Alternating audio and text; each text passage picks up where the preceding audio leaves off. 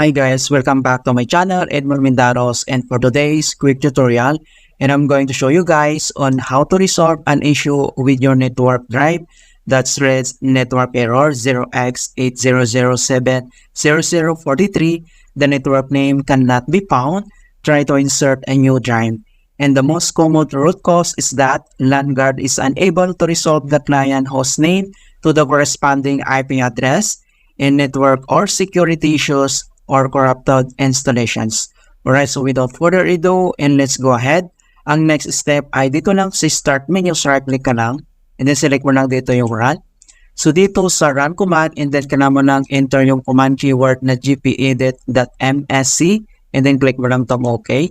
And then dito sa ating local group policy editor, and then next ay ka na mo lang select dito yung computer configuration, so select mo lang siya. And then next ay ka na mo lang select dito yung administrative templates, so click mo lang ito.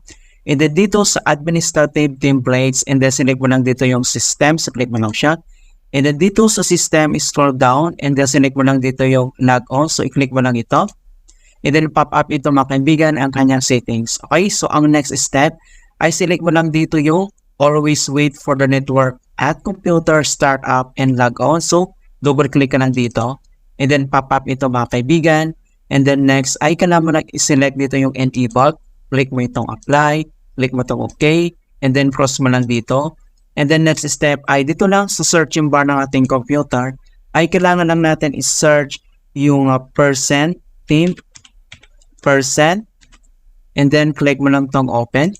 And then next step ay kailangan lang natin itong i-delete lahat. Okay, so delete lang natin itong lahat.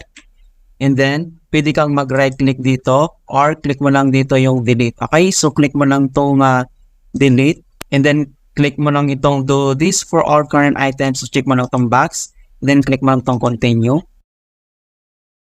Alright, so after natin ma-delete ito, and then close lang tayo.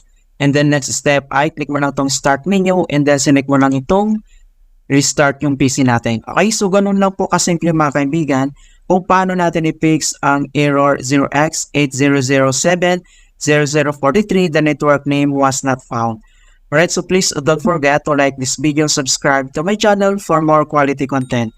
Thank you guys, and see you in my next tutorial.